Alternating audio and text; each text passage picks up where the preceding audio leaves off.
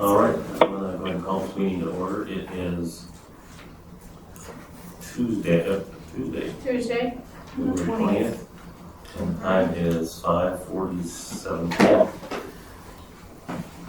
Can we do a roll call? Member Griffiths? Present. Present. Member Platt? I'm here. Member Shannigan? Present.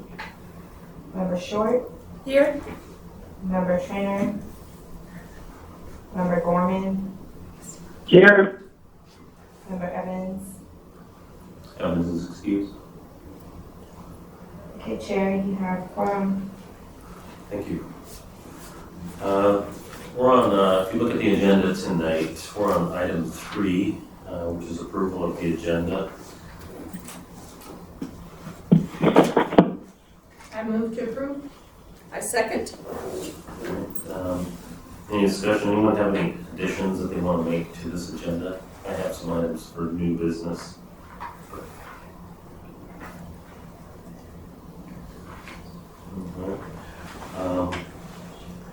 I'd like to make a couple of amendments to the agenda under new business. The first one I'd like to add under number 6 is discussion about vacant seats on the board.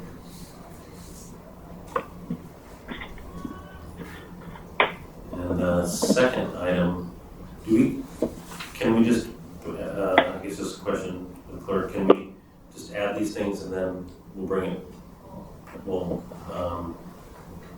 approve what's been amended here? Yeah, so you can put it all in one amendment if you want, and then you'll vote on the amendment, and then you vote on the agenda. Okay, do we need a motion to make an amendment to this? Yeah, so you're making, if you move a motion right now, so do your amendment, and then, you'll have to move it. Okay. You move to amend. So should I do the motion to amend first and then add these? Yeah. I'll need a motion to amend the agenda. A motion so moved. A second? Sarah, Short, second. All in favor of that? Aye. All right, what I'd like to, So you'll say the amendment, and then we'll vote on it. okay, the amendment that I would like to put forward is adding letter A for vacant seats under number 6. I'd like to add a letter B for scheduling some presenters on Housing First. I'd like to add a letter C, which is a discussion on the cost of, I guess, the homelessness program in the municipality since 2019. Funds that have been expended or passed through municipal government. And then I'd like to add letter D, which is a strategy for how we can propose solutions to the assembly for homeless issues. Can we add a letter E? Mhm. I'd like to propose letter E,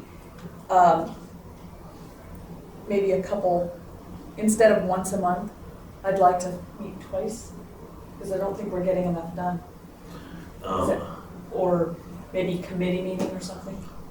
Maybe work group. Work group, Okay. will work fine. Work group meetings, thank you. All right, are there any other amendments before we vote on this motion? Okay. And you can pass with unanimous consent or no objection, or we can do a vote. It's up to you. Why don't we just do a vote? We'll go put this up to a vote. All in favor of, do we have to go do a roll call vote, or we just do all in favor? You can just ask if there's no objection, and Okay. then sit, and then if there's no objection, it passes with unanimous consent. All right, if there are no objections, No objections? okay, well, passes with No unanimous, objection. passes with unanimous consent. And then you'll vote to approve the agenda, and you can do that as unanimous, or you can take a roll call. Well, the next is a motion to approve the agenda as amended. So moved. Second, Second? any discussion on that? All right, if I see no objections, we'll go ahead and approve this unanimous consent. No objections? No. All right, so moved. Okay, we'll go on to number 4, minutes from the previous meetings. If you look at, not sure if you have this in front of you, Nina. There's minutes from the our previous meeting dated November 30th, and then the other meeting dated January 4th. I move to approve the minutes of these 2 meetings. I second?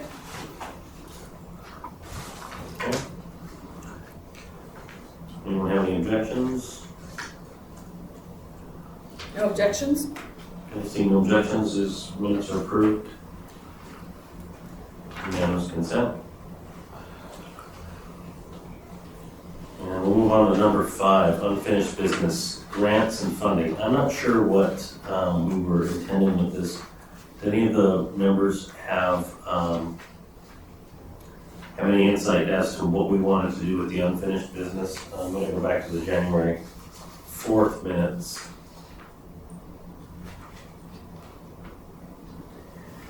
And under H on the January 4th meeting, it says discuss grants and funding. I think that may have been an item that was added by, was you did, Sarah? Okay. Maybe I'll just go ahead and let you, Actually, I think that you had covered that. I think that the cost of MOA homelessness, that's part of this. yeah, let's put it under there and keep rolling with it. Okay. All right, so I think that fits, that unfinished business grants and funding sort of fits under our new business item, which is C for right now for tonight's discussion. Correct. Okay. All right, seeing no other items under 5, we're gonna move on to item 6, new business. I'll just vacant seats. We've got 2 vacant seats on this. We also have the potential I'll back up just for a second. If you're gonna be absent or anything like that, if you're communicating with the clerk or myself, letting us know that you'll be absent, that's excused and that's okay. But there's just a municipal policy that if you miss 3 consecutive without notification, then you're subject to being removed from a board or commission. And that doesn't just apply here, it applies to all of them. And I think that you can't miss more than 6 in a year if you're meeting on a monthly basis too. There's other things that come up. And there are exceptions to that. But we do have 2 unfilled seats that just never got appointments to them at the time. So the process that we need to just be aware of with these, first of all, I'd like to reach out to the board members, anyone in the public that has interest to serve, or anyone that we may know that may be a valuable asset to be a part of the board or has a desire to serve, to have them go through the process. They need to reach out to the mayor's office. There's a person there that coordinates boards and commissions. And they will provide an application. The person will submit a resume, similar to the way that each of you apply for this. There'll be a vetting process of just making sure that they have all the information in hand. And then if there are multiple people applying for a particular seat, it's the prerogative of the mayor to select the names and forward those names that they select onto the assembly for review and approval. So it's not just a rubber stamp. And anyway, where through the process, a person may not make it to the next level. It just depends on how that goes. So right now, if you know somebody, we need to try to fill these 2 seats, and it helps us to make quorum on nights like tonight where we're running a little tight. And I have had one person reach out and say they do want to serve on the commission, on the board. And I'm going to steer them in that same direction, getting them hold of the coordinator in the mayor's office, having them fill out the application, submit the resume, and then trying to expedite that to get it, because there's a timing factor. It's got to go to the municipal manager, who's got to prepare the report that forwards it on to the clerk, who puts it on the agenda for the next available meeting. And sometimes that can take 4 to 6 weeks, just the way that process plays out. 2 weeks for the person to fill out their application, get it on the schedule, and it gets forwarded on to the next meeting. If it can fit on the agenda, if not, it'll get forwarded to the next one. And so we just have to be prepared for sort of a prolonged process. But the faster we can get somebody to apply, the more likely it is we can get them on, and maybe before our next meeting. That would be 4 weeks would be ambitious. So. Through the chair, can I just add that you can apply online as well? So if you go to muni.org, you can go to boards and commissions, and they can just apply directly through that as well. Okay. So it might be a little quicker. All right. Yeah, sometimes they don't look at an onboard, and that's the tool they use. You may not see it if they're not automatically getting the email reminders. So the good thing is if someone applies online, to make sure that they're notifying someone at the mayor's office that they have applied, and they can actually manually go in and look. And that's Richard Whitney. Which seats, do you know? I mean, it says that there's to be representation. I don't know the seat, but it's vacancies is seat 8 and seat 9. Okay, okay, that's, Sarah, if you turn your page over, it might show you the list of names and vacancies. Does that do it for you? yes, Okay, thank you. Yes.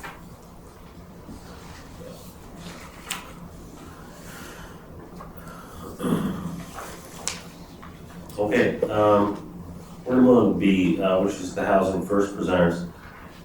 What I need to ask of the other board members is, this will have to be an agenda item that we put on our next meeting for presenters for Housing First. But I'll need a couple of people to help work on getting presenters to come to the meeting to present on this. And I think that in the discussion, we really need to understand what Housing First is, how it's applied here in the city, how many people it serves, and where's the funding come from for this? Is it municipal? Is it state? Is it federal funds? Is it something else? And so we're going to need presenters to come in and help us with that. I'll tackle the side of it by grabbing anyone at the on the city government executive branch side to the health department. I'll track down anyone that can come to us as a resource on Housing First from the city. And I guess I'll need someone to maybe contact ACEH, the Coalition of Homelessness, find out who they might have that can come and present on Housing First. And then also there are other organizations and agencies that work with it, the program here in a United Way. I've gone through them. But we need to track down. I'd like to at least have 2 presenters come to the next meeting to talk about this, and that would be available for us to ask questions to, for us to get a better understanding of the program. I think we really need to ask somebody from Henning, Inc., Okay. Rob, say, or Sean Hayes.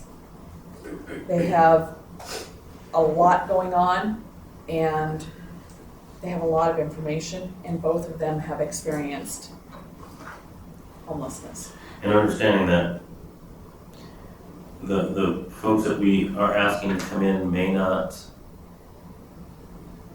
necessarily have all the information about Right. the program. Like, they may not know dollars and cents of what's being spent, but they may understand how much it costs in a situation that they're particularly managing. Do you have access? Can you reach out to Rob or? Yes, Okay. this is Sarah. What I'll do is, I'll kind of leave that part up to you to reach out to them to see if they're available for our next meeting. And then I'll need somebody to reach out to the Coalition to End Homelessness to see if they I have connection with Jason Cates, who did a lot of the frontline outreach. He is no longer with Anchorage Coalition and Homelessness, but I think it's essential that we bring him in Okay. because he is a wealth of knowledge and he is frontline, and I think that that is what we need. Okay. What's his name? Jason Cates, And you can reach out to him. too. Cates. He worked for Anchorage Coalition and Homelessness for quite a while. Perfect. Okay.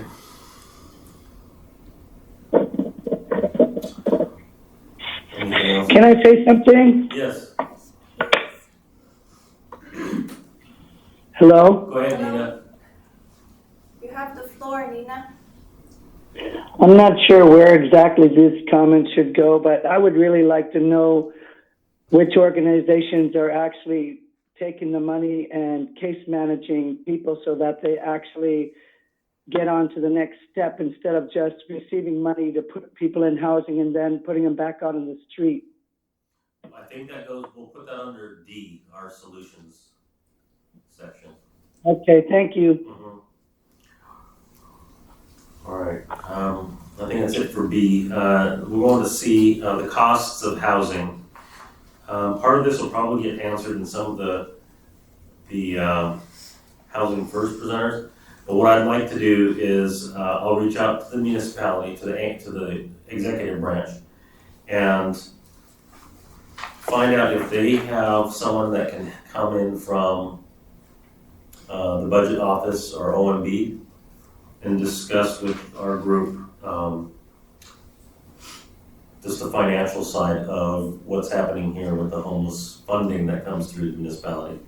And I know some of this is, a lot of it's grant pass-through funds, those kinds of things, but at least they'll be able to give us a little bit of clarity, and I'll see if it's easy enough for them to come in this next meeting. I'm afraid that if we pack a lot of housing first stuff, that the budget conversation may not be, we might not have time to go through that. So the idea would be maybe to set them up for the following meeting. I'll work on that one as well. Bring them in. And we're on to D, under number 6, solutions. I think, Nina, this is where, what you're talking about in our solutions section. Can you just kind of restate what you were talking about? Well, as somebody who's lived the life of a homeless person and is now where I'm at today, somebody who also came out of mass incarceration, mass treatment centers, and have been on the streets since I was 15, I know a little bit. And since I know a lot of people that are in these places, and I also case manage myself, I know there's different types of homelessness. And I know there's a lot of money out there going in here and in there and everywhere. But which ones are the ones that are making some kind of progress where the homeless people are no longer just being housed for the winter, putting back on the street, but they're actually in somewhere and they have some source of income to continue and some kind of a support group in place to help them. Excellent idea, Nina. Thank you. Yeah, thank you for that. One thing I thought of is that we're in this board meeting having discussions, and I haven't had the discussion yet, or we haven't, with Assemblyman Rivera about how we bring what we're talking about and working on here to the Assembly in a structured fashion. And I think that as part of this discussion, we need to know how we can either participate or share our findings and recommendations from this board with the Assembly Homeless Committee and or the Assembly, the full Assembly itself at an Assembly meeting. And I would like to recommend to him with the board's approval that we have some type of a more regular update to the assembly or their homelessness committee. And I say frequency at least every 90 days, that we're presenting something. And I think that we should be of a mindset that we are, if we have 3 meetings every 90 days, that we are producing something in those 90 days. We're producing information, feedback, and something constructive to them. Because that's what this board was set up to do. And I guess I'd like to just hear open comment. If anyone disagrees with that, I'd like to reach out to Assemblyman Rivera to at least move the process forward. And he knows that we want a feedback loop that we get to share to the Assembly and or that homeless committee at least every 90 days that we'll put on their agenda. And that the Assembly should at least hear from us in person, at least once a year, but they should hear from us more than that. If this is an ongoing issue that's urgent, they should make at least 5 minutes. We should be able to get 5 minutes to make a report, to give feedback, and something they can work with. And I think that's what they're looking for. They're looking for some angles, some solutions, some ideas, and we have the opportunity to do that, but only if we're being listened to outside of this group. Agreed. I would agree with that. Nothing wrong with a scheduled set up and talk to them or give them a report, something. Every 90 days sounds wonderful. Okay. Or sooner if we have something sooner.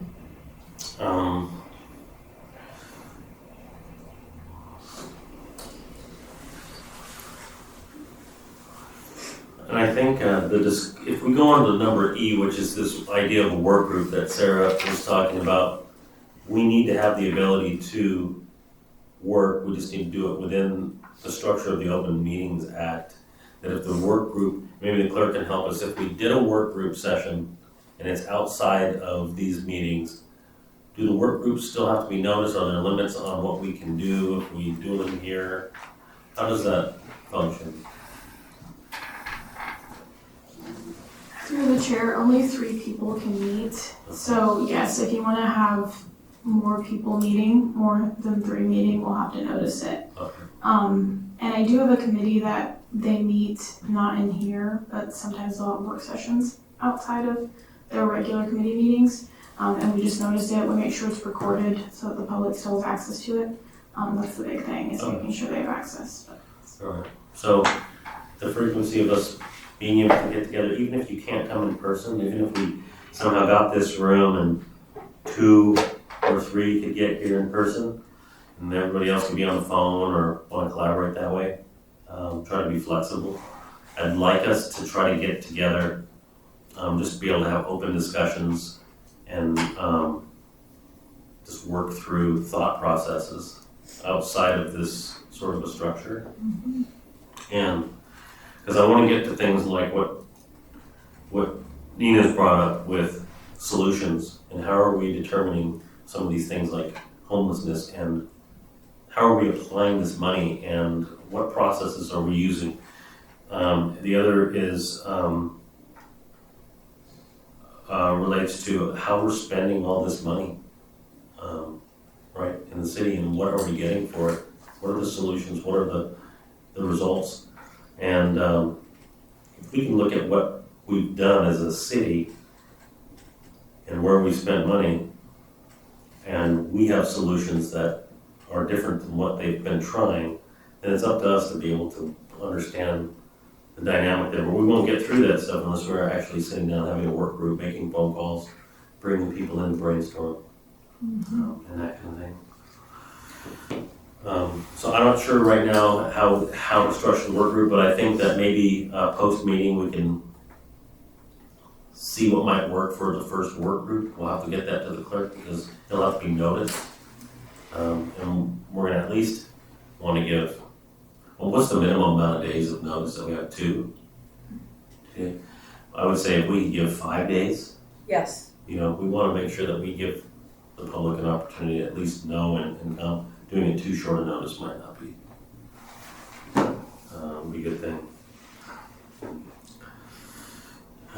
And that's all I have on those letters. Does anyone else have any comments?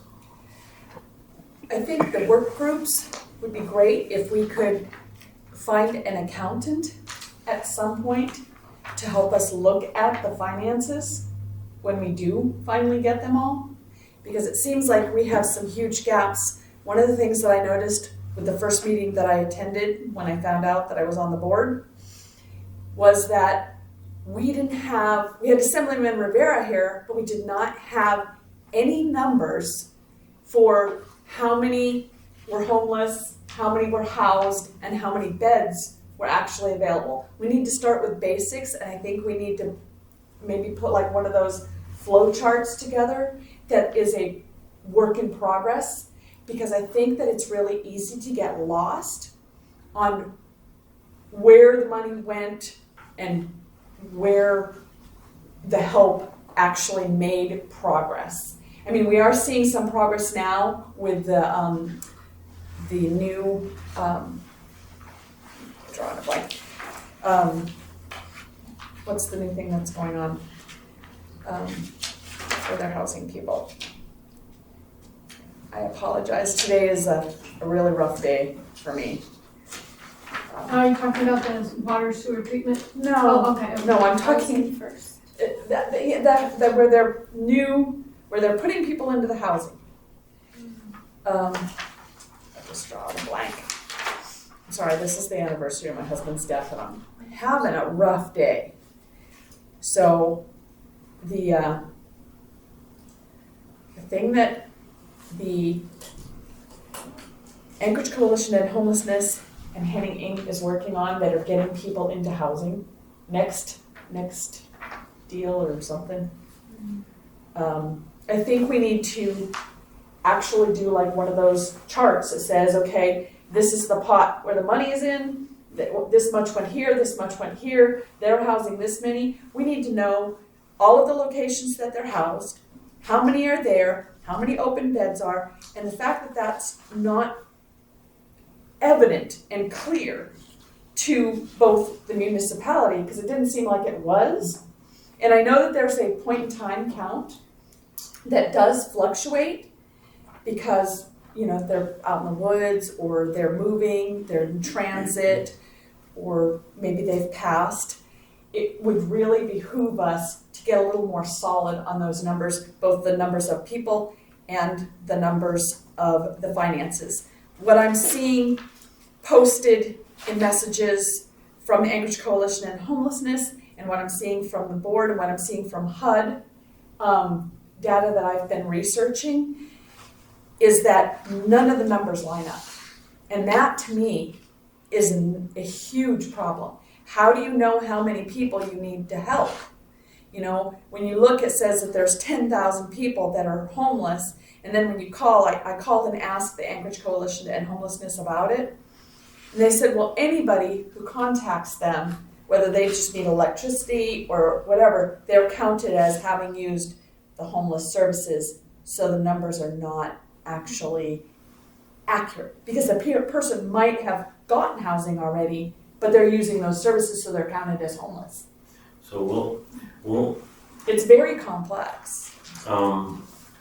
we'll figure out through the work group, you know, those are lots of, we should be generating in those work group sessions, you know, what kinds of questions and things that we're going to ask, who we're going to source out, that stuff too. And but I agree, those are important topics to cover. And If I may, Sarah, sorry that you're having a hard day. I know what grief feels like. I'm really thankful that you came on regardless of this day for you. I totally agree with what she says. There needs to be an accountability put in place. At least some kind of accountability got to start somewhere. But yes, absolutely, this is not just something you can just speak out there. You do have to sit down in work groups and figure all that stuff out. But totally agree with what she says. That holds people accountable. Where's your funding? How much did you get? Where did it go? You know, a tracking system. Well, I have been following the money to the best of my ability. And what I'm seeing is we continuously are putting money into areas, and I think that Terrence has touched on this, we're continuously putting money into areas that are not generating positive or trackable outcomes. When you have $1.7 million that goes to an entity, and this is from taxes of certain individuals or a nonprofit, if you've got $1.7 million that shows on their taxes as being given to them to help the homeless, and you got $48,000 that's spent on overhead paper products and office supplies, and $58,000 that is to the homeless, where'd the rest of the money go? And what are we getting for that value added? And the whole thing, the reason why we're zeroing in on this is because we're spending a lot of money and we're not seeing the results.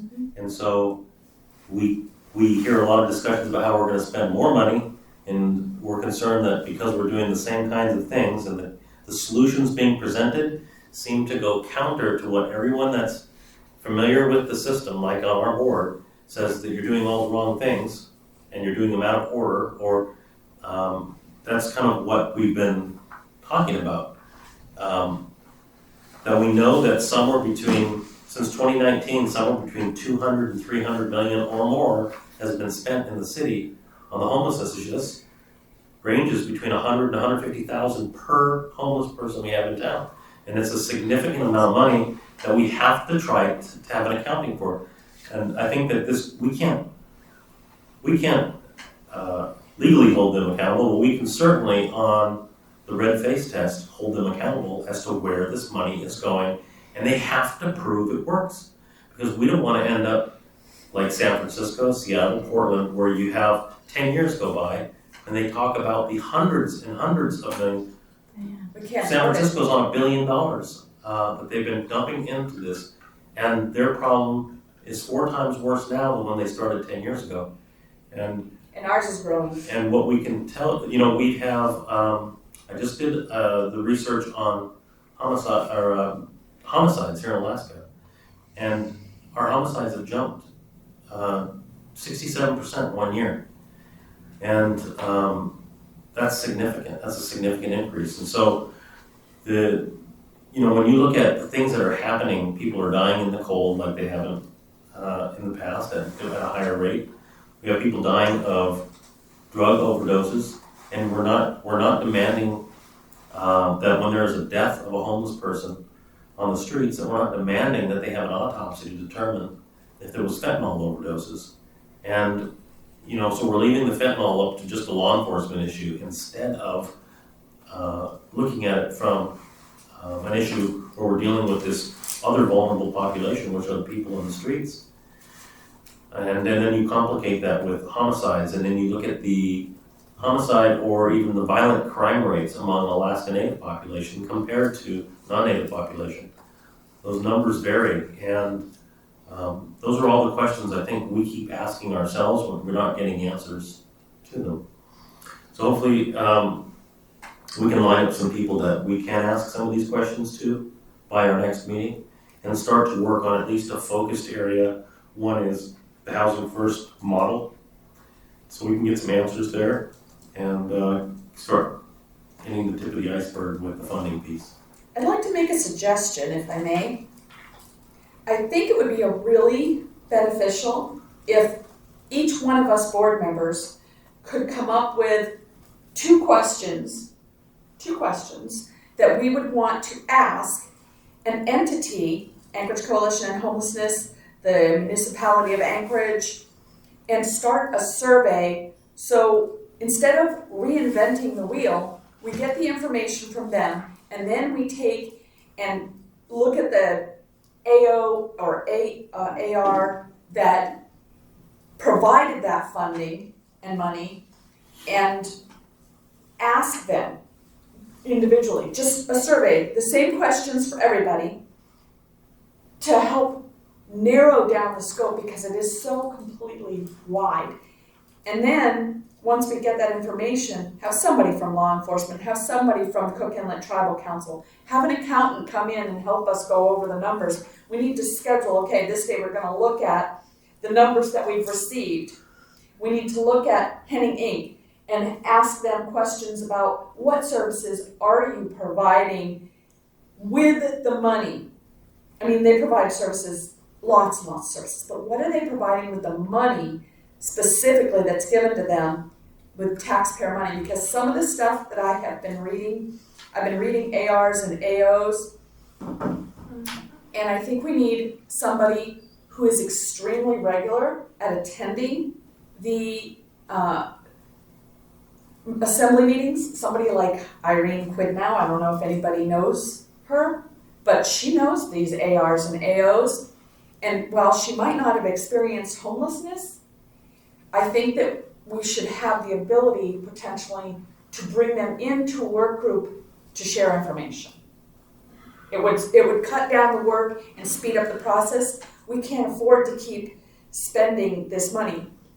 One of the things I did when I looked at my house taxes was go, well, who sets that? It's the assembly. And when I called, what I was told by the tax office is that the tax appraisal on your house is set by the assembly based on the what do they call the Mill rate? Thank you. The mill rate is set by the assembly based on the budget that they are projecting, which is based on their projects, which is based on giving more of our money to these types of things. So therefore, we should be looking at that. You know, how much, I'm sorry, but my taxes on my property last year went up $31,000. This year, $31,000. And I looked at some commercial properties, one in particular, went up 1 penny. What is going on? We have got to start following that money, just like you said. So if we can get I cannot, I don't have the accountant ability, and I think that's one of the things that's lacking, is that we don't have that professional expertise to look at the money. I can look at it all day long, I'm like, well, that's too much money. But if an accountant can look at it and explain it to us on a whiteboard, we won't make mistakes. We don't have the time to make mistakes. I think that's money worth spent. All right, well, let's wrap up number 6, new business. We'll get some of these items moving for the next agenda. We're at number 7, member comments. Do we have anybody in the audience or online that wants to make any comments to the committee? Yes. Yeah, Rochelle Griffiths. I noticed we don't have town hall meetings where we're going to listen in on our agenda. Is there any way to put that back on? Like, for the listening sessions? The listening session. Yeah, let me inquire about that, when that can happen.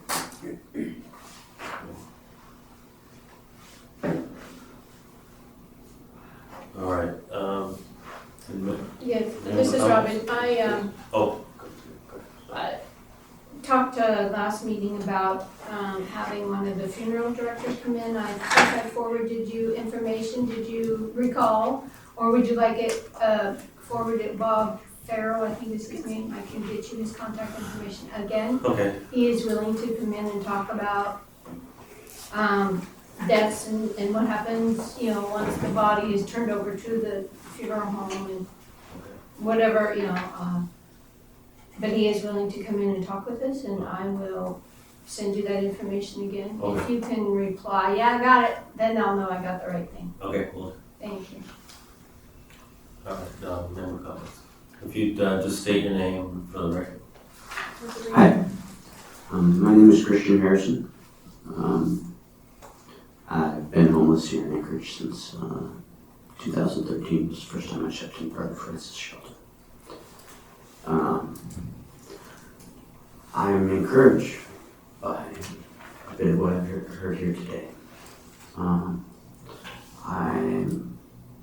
also, like you see all that stuff over there, that's everything that I own right now. That's what I've got left. I had a little bit more than that when I was at SWS, a little bit more when I was at the Aviator, a little bit less when I left the Aviator. Right now, let's see, I found found out on Sunday that my father passed away. I didn't find out from anybody in my family, just a community member at church. I got a full-time job today. I started on Thursday, but I had no place to go tonight. I have no place to go tonight because while I was at SWS, I was assaulted by a staff member, which was quite unfortunate. It took a number of people to pull that person off of me. I'm pretty sure they're still employed. The director over there at the time, good guy, does great work. Cesar asked me, what do you want to do? I said, get me to a hotel so I can get a routine going, get something going on. I went to the Aviator. My first roommate assaulted me in the hallway on the second floor of the Aviator. Staff was aware. I left out of there that night with everything that I own, terrified.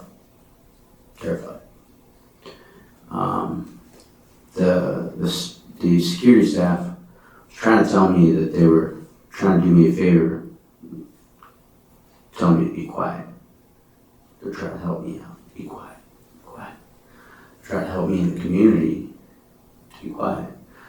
It seems to be that there's a layer of a community that's not really a very good community, and they seem to have some input or some standing within these security jobs. I'm not a racist person. My mother didn't raise me like that. And I'm definitely not somebody that has always been easy to deal with throughout times of my life. But Rob Say's brother, Bartol, I reached out to him and he convinced me to go back. So I went back, put me in the same room with the same person. Then they were like, all right, well, we're gonna move on these guys. So they moved that guy out. So I got this room, it's busted down, and it's ridiculous. I cleaned it up. The next guy moves in. About a week or so goes by, and I'm getting passive-aggressive behaviors, like, he takes a knife and he sticks it in the top of his box, and it's just sitting there. Like, how'd you even get the knife past security? And then you started telling me, call me names as to who I am or who I'm not based on my legal history. He's trying to goad me into a fight, I guess. And tells me he's going to kill me. So I'm frustrated. I don't like violence. Now, if you ask APD, I'm listed as a violent sexual predator. But people can be on a piece of paper a whole lot of things other than what they actually are in person. And any human being pushed and cornered into a corner is definitely going to become dangerous or dead, unfortunately. I don't believe that anybody should be put in positions like that. Certainly not in a place where the most vulnerable population that we have is supposed to be protected, or at least given a pathway to some self-determination and some recovery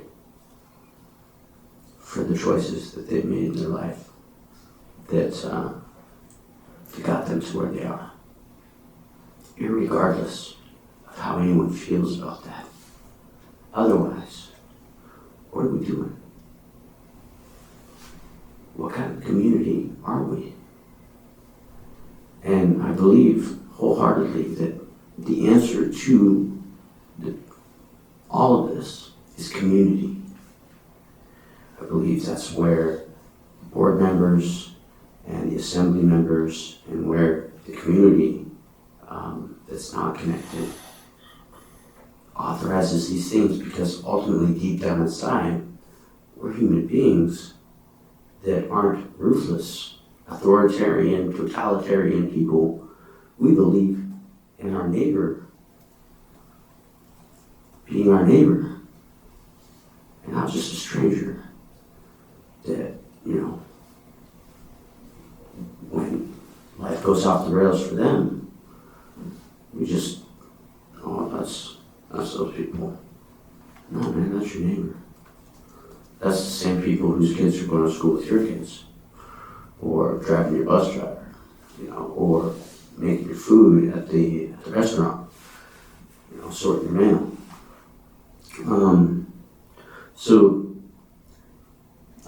My next roommate, he does all that, and I ask to be allowed to leave, because at a certain point in time, at 10 o'clock at night, you're not allowed to leave. They'll let you out to go smoke a cigarette or something every hour on the hour, but it's within this window.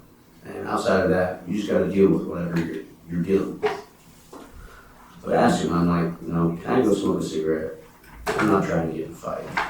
I'm not trying to deal with this. I'll come back on the hour. I'll stay out a full hour, regardless of temperature or whatever. And they say, okay. I end up bumping into somebody that's staying in a camper a couple blocks away.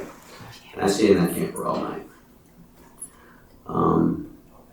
I come back at 10:30 in the morning, and I go to sleep. And I wake up sometime later, and it's pitch black in the room, and this guy jumps on me. And he's to some degree of intoxication, I guess, because that's what they say. But when the paramedics came to check and see if he was okay, they didn't take him to sleep off, which means that they either did test his blood alcohol content to see it be something of, like, if you can't take care of yourself, if you can't get up and walk across the room, the policy is that you go to sleep off, because they can't take on that liability. So, long story short on that is, this guy jumps on me, and I wake up. And he's telling me how he's going to kill me, and I'm just a piece of garbage. And I don't want to hurt the guy, I just want to leave me alone. So I punch him in the forehead, right? Leave me alone. And he keeps going, shut up, leave me alone. And that's it. Less than 30 seconds later, security. Now, there's been nights before, all this and that, where there was all kinds of ruckus, much more than that, and security never showed up at the door. But all of a sudden, this night, how is that even possible? They come through the door. Oh my God, did you hit him? What's going on? Wait, they called APD. APD said it was self-defense. But Hank put me out. I stayed in the cold weather shelter over here one night before it was closed down. No problems. After that, I started staying at Brother Francis shelter, or not Brother Francis, rescue mission. Sometimes there's difficulty in sleeping and the heat for breathing. I'm not going to cut you off. Just hold on 1 second, just pause.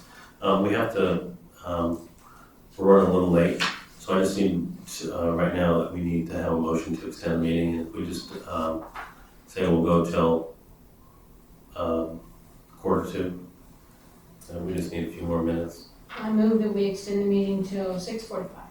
I second. Seeing no objections. No objection. I just want to thank the person in the audience. I didn't have a chance to share, but I also had gotten a message from another complaint from similar to his situation. But anyway, no objection. Okay. Can I ask a question, Christian? Because I recognize that your story is something very important and personal to you, and that it helps you to tell the story, and it would help us to understand.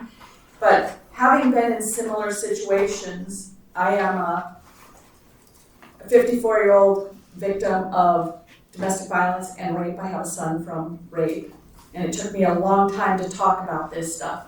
And I recognize that whatever your court issues are, they may or may not be accurate, okay? And I know that you are presented with a bunch of challenges. What I want to know from you, and I think that would be most beneficial, maybe we can invite you to write this down, write down your little synopsis if it's possible, because there are special circumstances for people like you, and there's a lot of you out there. How do we provide housing and still, because I understand, I can kind of see that you're upset with Henning Inc. for having to put you out, but do you recognize that they may or may not have policies and procedures that they have to comply with in order to be in operation? It's kind of a complex question, but in order to house you, you have to fit within a certain parameter. So how do we, as board members, help people like you? That's the biggest question, is how do we help you? Well, the interesting thing, and I appreciate that, and I appreciate extending the meeting. I definitely don't ever like to take as much time as I ever do.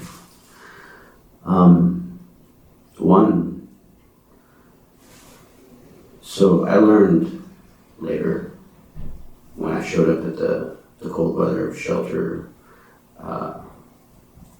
warming area back at SWS. I learned there, after they took me in and said, that the computer said that I was indefinitely banned from their facilities, which doesn't make a lot of sense. I mean, if APD says it was self-defense, and the other people that assaulted me on camera weren't even kicked out, how do you help me? Well, let's have some continuity in how we apply what the problem is. So would a board, if our board suggested to the municipality that for any agency receiving money from municipal funds for housing and shelter, if they had a review board set up, if we could set up a review board to review cases like yours, and they had to abide by that, that would actually probably give you a voice outside of the agency. Yeah, I would say that if anyone's going to be denied services, especially on an indefinite, for an indefinite, an infinite, forever period, that They need to have some sort there of needs tribunal, some sort of hearing. someone from the outside of that agency to come in and hold something that is impartial, that because like right now I was put out for the mission, apparently for being argumentative, for 7 days arbitrarily. Now they know that I haven't had food stamp renewal in over 2 months since November because of that process being a problem. My application is in. I've contacted them numerous times. No recourse but to just wait. So the majority of my meals that I've been getting, I go to the mission because they serve 2 meals a day at least.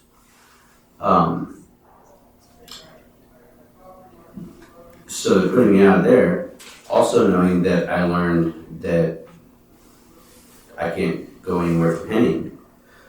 So basically what you're saying is that of all the multiple facilities that are out there providing services, you are now, doors have been shut at least 2, possibly 3 of them. I went to Brother Francis Shelter this morning to try and get a bed. I showed up there after, thankfully, they have breakfast at the Henry House for everyone. Mm-hmm. So I went to breakfast. Right after breakfast, I went down because you got to show up to get a bed, to get on the list. So I went down, I showed up to get a bed, get on the list. I was there at like 9 o'clock. I'm sure they understand how many beds they have while you're sitting there waiting. I mean, they have us doing COVID tests. I waited 2 hours, got a COVID test, and was told, we don't have a bed for you, I'm sorry. So fortunately, I was able to go to navigation, which was another part of my plan today because my bus pass ran out, but I knew I had a 1 o'clock interview for employment today. So navigation was very good about understanding like my situation, gave me a 1-day bus pass. I made it to my interview. Brother Francis Shelter did give me these non-slip shoes, which was wonderful because otherwise I wouldn't have had those. So Christian, I got the job. good. I started on Thursday. That's wonderful But I that you had no place to stay. got this job, and it's wonderful that you've shared your story with us, but because we have limited time, Yes, ma'am. what I really want from you is there a specific, do you know what you need for help? Other than you need a stable place to stay, and because of the challenges illegal, I need a safe, stable place to stay where my routine that is going to work best for me to put and then not just, obviously you need to be accountable for the money. And this is what Alaska Housing had on the books for the stabilization and recovery funds from the gate. They didn't have all these hoops that you had to jump through. You didn't have to have a job to get put into an apartment. You just had to be homeless and present a need. Then after you got into the apartment, then you do this continual case management. The navigators flipped that on their heads and said, oh, you have to be a part of our program. You have to do this. And in the meantime, they spent 3 months worth of stabilization, if not more, stabilization money. And the rents where they were stabilizing these people that used to be $650, $700 a month automatically became the top that you could charge $1,100 a month. And they essentially used individuals to move money into programs and projects for as long as they could.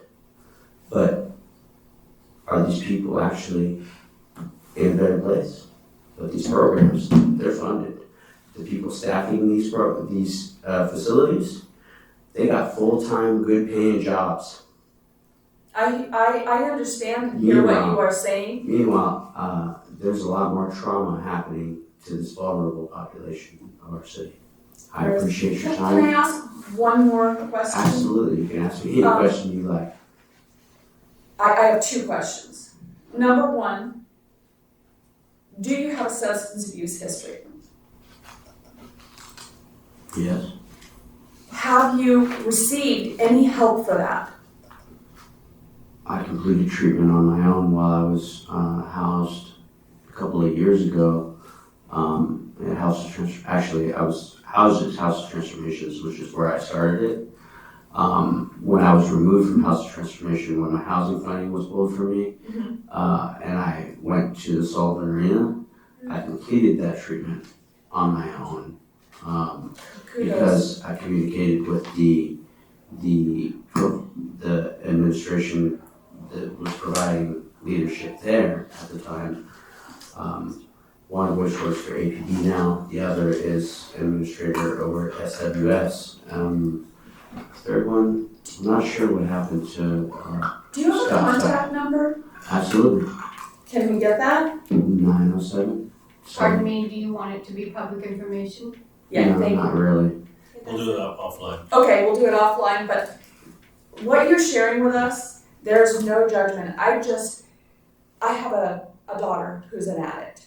And knowing the reasons that people are homeless is extremely critical for us because we need to know what services to provide and what has been successful. You have a lot of information to give, and I think at least one of us would reach out to you and have a longer conversation to get some ideas from you because you are living it, you're experiencing it right now, and your input is very valuable. And I apologize, but we do have a limited time to work together, which is why we need these work meetings. And you would be extremely essential for some of that information. That's why I would like to get in touch with you. And I appreciate you coming in and speaking, and I know that our time is short now, but we'll have Sarah get your number offline, and perhaps one or more of us can have conversations with you. And maybe help finds, be able to provide other avenues here for solutions, but just with the time that we have, we're still running a little over. Our next meeting, right now we have set for March 7th, 2024 at 5:30 p.m. So put that on your calendars. If we look like we're gonna run into any problems right now, it's gonna be noticed at that. And if anyone has any conflicts, we'll just make sure we communicate those ahead of time. I need a motion to adjourn. Motion to adjourn. Second. See no. All right, guys, good meeting, yeah. Okay, we're adjourned. Thank you. Thank you. Thanks, everybody.